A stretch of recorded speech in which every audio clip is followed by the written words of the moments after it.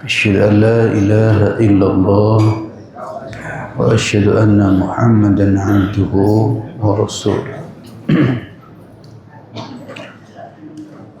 وعن جابر ابن سمرة رضي الله عنه أن النبي صلى الله عليه وسلم كان يخطب قائما. Dari Jabir bin Samurah radhiyallahu an, sesungguhnya Nabi SAW kana yakhtubu qa'iman. Nabi itu selalu berkhutbah dalam kondisi berdiri. Thumma yajlisu, kemudian duduk. Thumma yaqumu fayakhtubu qa'iman. Lalu berdiri lagi berkhutbah dalam kondisi berdiri.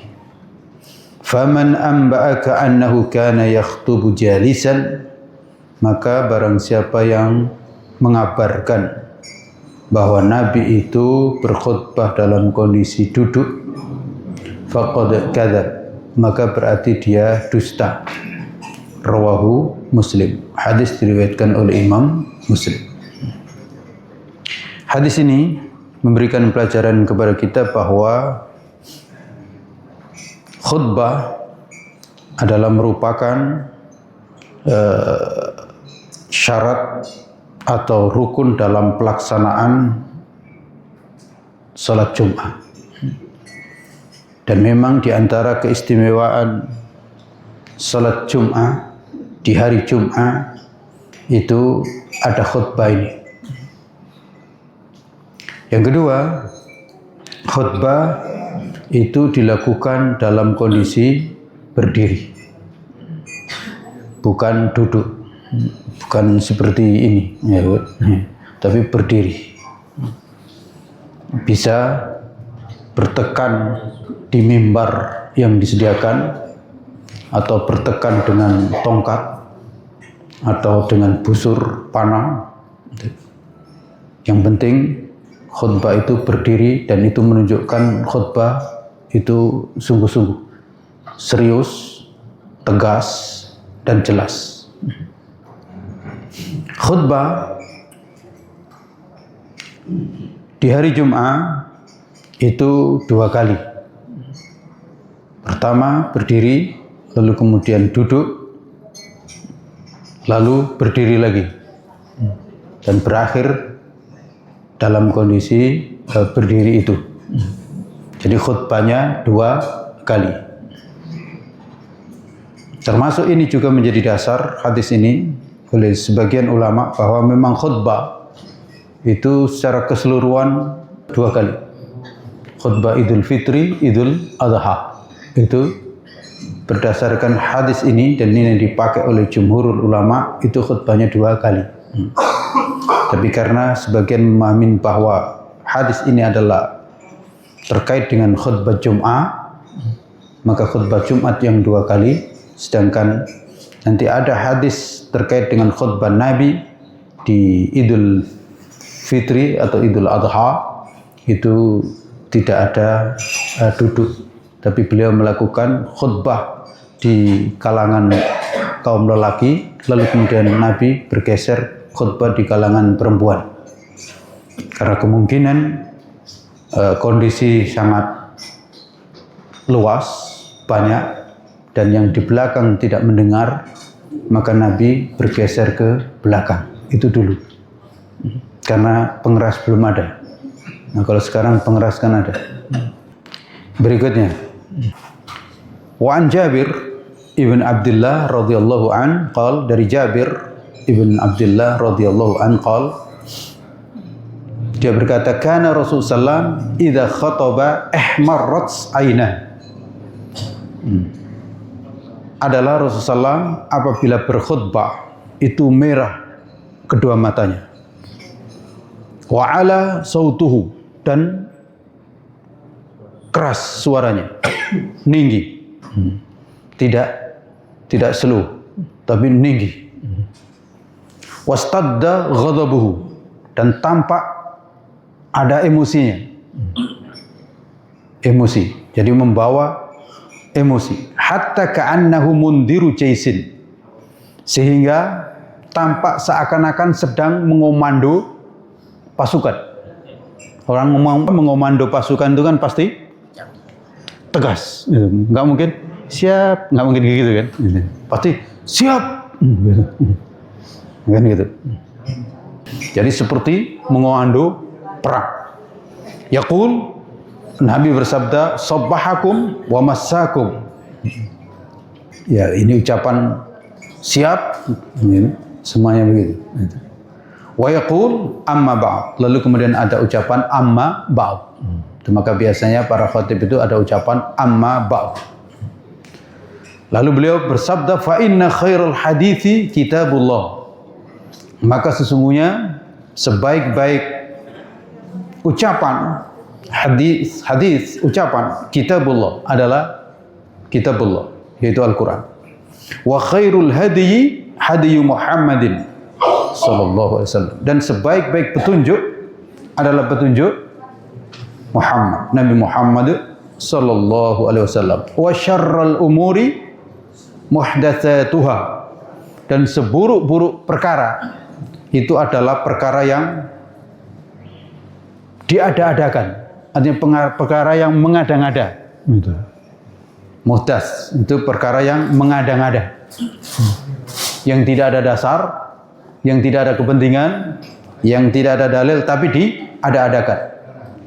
Wa kullu bid'atin dhalalah. Ini menunjukkan bahwa perkara yang mengada-ngada itulah yang disebut dengan bid'ah. Wa kullu bid'atin dhalalah, dan setiap bid'ah itu dhalalah, sesat. Rawahu Muslim. Hadis diriwayatkan oleh Imam Muslim. Wa fi riwayatin lahu, dan pada riwayat yang lain diriwayatkan oleh Imam Muslim, kana khutbatun Nabi yaumal jumu'ati, adalah khutbah Nabi sallallahu alaihi wasallam pada hari Jumat, yahmadullah wa yuthni alaihi. Nabi itu mengawali dengan memuji Allah. Memuja Allah. Thumma yaqul, kemudian bersabda dan suaranya betul-betul meninggi, keras. Wa fi riwayatin lahu, dan pada riwayat Imam Muslim juga disebutkan may yahdillahu fala mudhillalah. Jadi ada ucapan may yahdillahu fala mudhillalah setelah membaca alhamdulillah. Disebutkan dalam riwayat yang lain, saya kira ada di Bulughul Maram ini, Nabi mengucapkan innal hamdalillah nahmaduhu wa nasta'inuhu wa nastaghfiruh wa na'udzu billahi min syururi anfusina wa min sayyiati a'malina. Nah, di sini may yahdillahu fala mudhillalah wa may yudlil fala hadiyalah. Di situ. Walin Nasa'i, dan disebutkan di dalam riwayat Imam Nasa'i ada tambahan wa kullu dhalalatin finnar, dan setiap kesesatan itu di neraka. Bapak, Ibu, dan saudara-saudara sekalian, nah, kemarin ada yang tanya kan, bagaimana khutbah itu? Bagaimana khutbah Jumat? Khutbah Jumat itu intinya ada hamdalah, alhamdulillah. Paling singkat alhamdulillahi rabbil alamin atau alhamdulillah. Lalu kemudian ada salawat Nabi, alhamdulillah wassalatu wassalamu ala rasulillah wa ala alihi wa ashabihi wa man wala, misalnya. Terus amma ba'd, atau syahadat, asyhadu an la ilaha illallah wa asyhadu anna Muhammadar Rasulullah. Terus amma ba'du, baca tadi misalnya fa inna apa tadi? Khairul hadithi kitabullah wa khairul hadyi hadyi Muhammadin sallallahu alaihi wasallam wa syarrul umuri muhdatsatuha wa kullu bid'atin dhalalah wa kullu dhalalatin finnar, misalnya. Lalu ada wasiat takwa, ittaqullaha haqqa tuqatih. Bisa dan baca ayat. Nabi sering baca ayat Ya ayyuhalladzina amanu taqullaha haqqa tuqatih wa la tamutunna illa wa antum muslimun. Terus kalau mau tambah lagi ayat pertama dari surat An-Nisa. Ya ayyuhalladzina amanu ya ayyuhan nasu taqu ya ayyuhan nasu taqu rabbakumul ladzi khalaqakum min nafsin wahidah wa khalaqa minha zawjaha wa batha minhuma rijalan katsiran wa nisaa wattaqullaha alladzi tasaaluna bihi wal arham. Tambah satu lagi dari surat Al-Ahzab, akhir surat Al-Ahzab sebelum akhir. Ya ayyuhalladzina amanu taqullaha wa qulu qawlan sadida. Jadi tiga peringatan, perintah untuk bertakwa. Ya, tidak harus tiga-tiganya. Salah satu juga boleh. Atau ayat yang lain. Lalu kemudian menyampaikan khutbah. Isinya ittaqullah, bertakwa kepada Allah. Lalu kemudian duduk. Biasanya dengan pakai aqulu qouli hadza wa astaghfirullah li wa lakum fastaghfiru innahu wal ghafurur rahim. Atau barakallahu li wa lakum fil Qur'anil Karim, atau langsung duduk. Enggak harus juga ucapan-ucapan itu. Ucapan-ucapan itu sebagai pemanis. Kok tiba-tiba duduk gitu kan? Andaikan kok tiba-tiba duduk, ittaqullah ayyuhal hadirun, ittaqullah haqqa tuqatih. Terus duduk langsung misalnya. Terus berdiri lagi, membaca hamdalah lagi. Lalu membaca salawat, tambah syahadat, tambah ittaqullah, tambah ayat wal asr misalnya. Innal insana lafi khusr illa alladhina amanu wa amilus solihati wa tawassaw bil haqq wa tawassaw bis sabr. Terus kemudian berdoa. Allahumma ighfir lil muslimina wal muslimat dan seterusnya. Lalu kemudian Rabbana atina fid dunya hasanah wa fil akhirati hasanah wa qina adzaban nar. Walhamdulillahi rabbil alamin. Turun. Selesai. Khutbah paling singkat di dunia. Hamdalah, salawat, silakan tambah syahadat, terus baca ayat, terus ittaqullah, terus duduk, terus baca hamdalah, salawat, syahadat, terus ittaqullah, baca ayat, terus baca doa. Udah selesai. Khutbah paling singkat. Jadi andaikan nggak ada yang khutbah, nggak ada yang bisa khutbah dengan lumayan agak panjang, cukup itu, sudah selesai. Begitu. Nah, hadis ini juga menunjukkan bahwa dalam khutbah itu hendaknya jelas, tegas. Khutbah itu jelas, tegas, serius. Maka digambarkan sampai Nabi itu merah matanya. Bukan karena mau marah-marah, bukan begitu. Tapi ini adalah menunjukkan ketegasan, keseriusan. Supaya jamaah mendengarkan dengan sungguh-sungguh dan tidak ngantuk. Jadi jangan sampai khutbah itu malah menjadikan orang yang nggak ingin tidur malah jadi tidur. Jadi tegas. Tapi biasanya perlu diketahui, seni dalam khutbah itu jangan langsung ngegas. Jangan langsung ngegas. Karena kalau langsung ngegas itu nanti kehabisan gas. Jadi ada ukurannya. Ukuran agak pelan, terus kemudian ngegas, kemudian turun dikit, terus selesai. Gitu. Buat jamaah itu seakan-akan mengatakan, loh kok sudah selesai gitu. Jangan khutbah itu malah bikin kapan selesainya dia itu. Jangan malah begitu gitu. Jadi dibuat, loh kok sudah selesai ya gitu. Jadi ingin masih. Lalu kita mendapatkan pelajaran dari hadis ini bahwa khutbah itu adalah membangkitkan, bukan menidurkan. Jadi membangkitkan semangat. isinya berarti memberikan motivasi. Motivasi supaya hidup itu ya sungguh-sungguh. Hidup itu bernas. Hidup itu bukan loyo. Kenapa? Karena sesungguhnya hidup ini adalah seperti berlomba atau bahkan seperti perang. Ya karena memang kita hidup ini kan berlomba. Berlomba untuk menjadi yang terbaik. Fastabiqul khairat. Dan bahkan berperang memang. Karena apa? Karena memang hidup ini pasti godaannya sangat banyak sekali.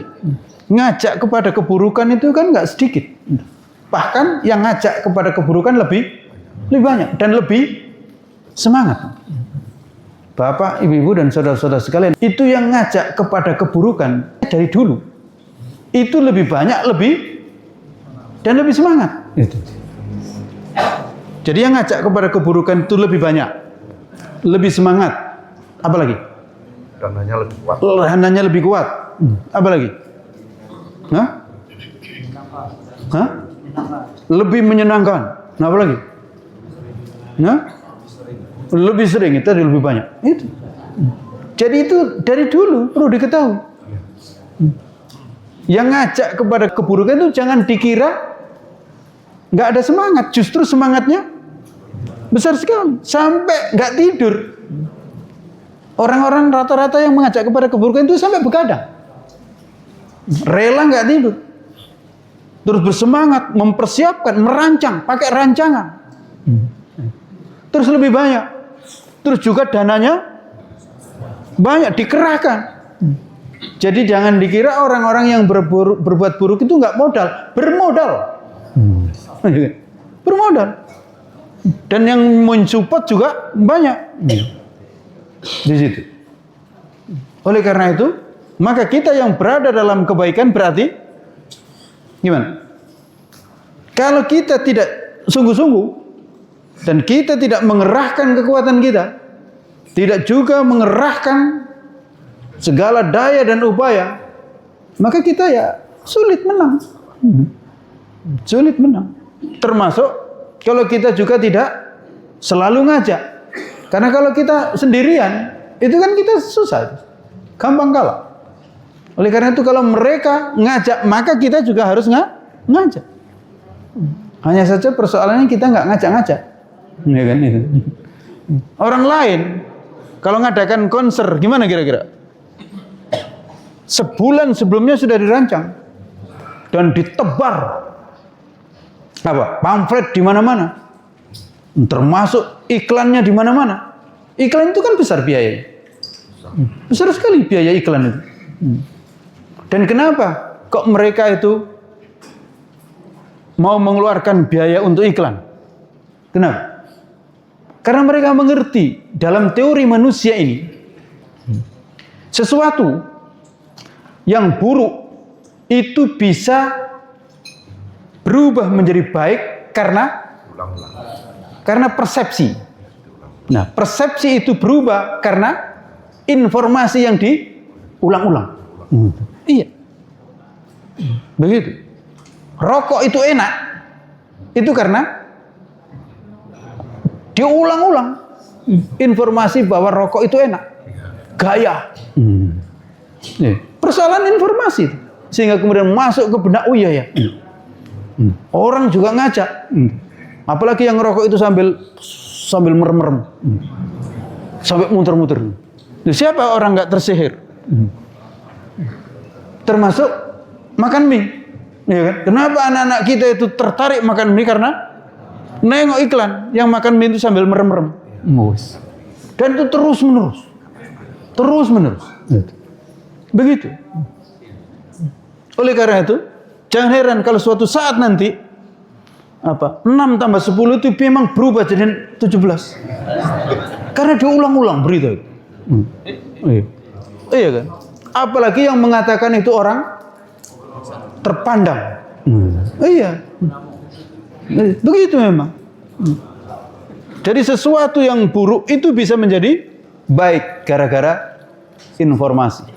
Maka itu pentingnya informasi. Pentingnya informasi. Nah, kita sering itu tidak menguasai atau menganggap sepele informasi. Coba kalau kita semuanya itu menginformasikan bahwa sholat subuh itu enak, gimana? Orang akan tertarik insya Allah. Dan memang perlu. Maka Nabi memerintahkan basyiru, beri kabar gembira. Tunjukkan bahwa nikmat Allah itu enak. Nikmat Allah itu apa? Iman, ibadah. Fa'amma binikmati rabbika fahaddits. Jadi Allah itu nyuruh itu. Terhadap nikmat Allah itu ceritakan. Ceritakan nikmat Allah. Tapi kita sayang, nanti enggak ikhlas kalau cerita. Padahal bukan cerita diri kan. Cerita sholat itu enak. Baca Quran itu enak. Berzikir itu enak. Ngaji itu enak. Umroh itu enak. Kita kan sering cerita itu makan itu enak. Iya kan? Makan di tempat itu enak. Padahal aslinya biasa-biasa aja, tapi saya semuanya mengatakan enak, jadi akhirnya enak. Kita kan sering tertarik terhadap sesuatu enak atau tidak, itu kan karena kita lihat orang-orang ngerumun di situ kan. Ngerumun di situ, belum nyicip itu sudah mengatakan enak itu. Kok enak? Iya, karena di situ banyak orang tadi. Jadi persoalannya itu. Setelah dicicip, gimana? Enak atau tidak? Enak. Kenapa? Karena kita sudah punya persepsi husnudzon bahwa itu enak. Di situ. Agak-agak nggak enak, kita anggap enak aja itu karena kita sudah duluan. Tapi bayangkan, kalau kita sudah punya persepsi duluan bahwa itu nggak enak, meskipun enak jadi nggak enak. Gitu. Itulah maka dalam persoalan pernikahan juga. Itu oleh Nabi, tengok dia. Kalau kamu punya persepsi cantik dia, enak dia, maka nikah. Tapi kalau tidak, balik. Di situ. Jadi persepsi itu penting. Tapi tentu saja kita persepsi kita bukan karena lidah kita, bukan karena perasaan kita, tetapi karena berita dari Allah dan Rasulnya. Kalau Allah dan Rasulnya mengatakan bahwa ini adalah baik, karena itu Nabi menyebutkan fa inna khairal hadithi kitabullah. Ketahuilah sesungguhnya sebaik-baik ucapan itu kitabullah. Gimana kita nggak ngiler baca Quran? Wong itu sebaik-baik ucapan. Wa inna khairal hadiyi Muhammadin sallallahu alaihi wasallam. Petunjuk yang terbaik adalah petunjuk Nabi. Bagaimana kita nggak ingin cari petunjuk dari Nabi? Dan waspada. Wa syarrul umuri muhdatsatuha. Seburuk-buruk perkara itu adalah perkara yang diada-adakan, yang ngada-ngada, yang nggak ada sumber. Yang nggak ada sumber. Kenapa Nabi peringatkan itu? Karena setan menggoda kita di situ. Kita disenangkan, didorong untuk melakukan sesuatu yang tidak ada kepentingan, tidak ada dasar, bahkan merusak. Gitu. Maka kita sering sibuk jadinya terhadap sesuatu yang tidak diperintah. Yang kita nggak diperintah, wis dipersiapkan. Sementara yang diperintah tidak dirancang, tidak dipersiapkan. Itu muhdatsah. Dan itulah yang disebut dengan bid'ah. Dan bid'ah itu membawa kepada kesesatan, dan kesesatan ujungnya membawa ke neraka. Jadi jelas apa petunjuk Nabi, menunjukkan yang baik dan juga sekaligus memperingatkan yang buruk. Gitu. Berikutnya, ya khutbah itu tadi sudah ya, mendorong untuk semangat beramal soleh dan mencegah untuk berbuat yang buruk. Bahkan sampai memperingatkan dalam hidup ini itu sangat mahal. Hendaknya kita tidak terjebak dengan sesuatu yang tidak ada guna. Tidak ada guna. Sayang kalau hidup ini nggak ada guna. Sehingga melakukan sesuatu yang tidak ada dasar. Yang kemudian disebut dengan bid'ah. Oleh karena itu berdasarkan sabda ini memang persoalan bid'ah. Itu kita jangan alergi juga. Itu memang diperingatkan oleh Nabi, bahkan cenderung setiap Jumat. Gitu. Hari ini kan alergi orang kalau dibilang bid'ah.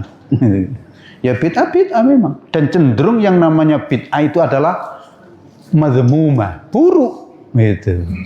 Buruk secara istilah dalam hadis itu ya bid'ah itu memang buruk. Karena apa? Mengada-ngada, gitu. Jadi apa sih bid'ah itu? Gampang sebenarnya. Bid'ah itu mengada-ngada. Nggak ada kok diada-adakan dan itu nggak ada kepentingan, gitu. Secara lebih akademik lagi, bid'ah itu apa? Bid'ah itu yang nggak ada dalil, yang nggak ada dasar, gitu. Jadi melakukan sesuatu, termasuk berbicara, termasuk berpandangan yang tidak punya dasar, itu bid'ah. Nggak punya dasar. Dasar itu apa? Dasar itu kalau di dalam tata urutan perundang-undangan Islam, dasar itu Quran. Kedua hadis. Ketiga apa lagi? Ada ijma'. Apa lagi? Ada qiyas. Ada apa lagi? Ada al-adah. Ada apa lagi? Ada al-mursalah. Ada apa lagi? Ada istihsan dan seterusnya. Begitu. Tapi kalau nggak ada dasar, ya tidak. Di situ. Jadi ada dasar. Oleh karena itu sebenarnya nggak perlu ada perdebatan tentang bid'ah itu apa, bid'ah itu apa. Sudah jelas. Lalu kemudian ada bid'ah hasanah, bid'ah ya katakanlah itu bid'ah hasanah itu kalau diterjemahkan secara gampang bahwa sesuatu yang baru, gitu aja. Ya iya memang kalau sesuatu yang baru, kalau dianggap sesuatu yang baru, memang betul ada hasanah, ada dhalalah. Tapi kalau yang bid'ah yang dimaksud di dalam hadis ini itu adalah mengada-ngada dalam persoalan agama dan juga dalam persoalan kehidupan yang nggak ada dasar, gitu.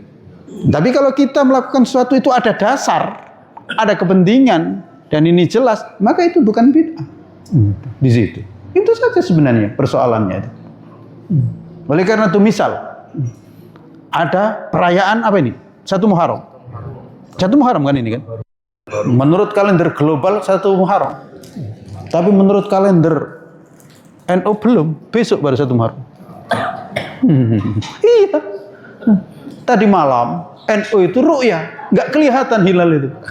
Maka disempurnakan Rabu baru 1 Muharram. Gimana? Ikut mana? No, ikut sekarang semua kan?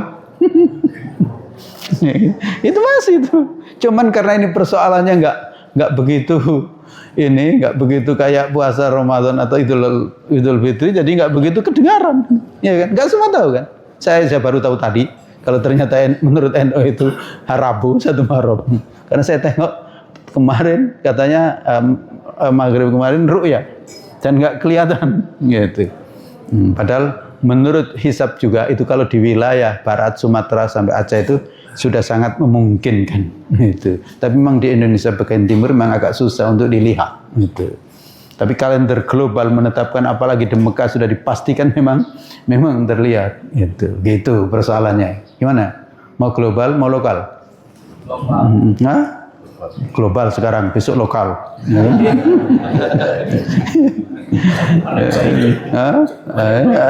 Mana yang baik, mana Pak Haji?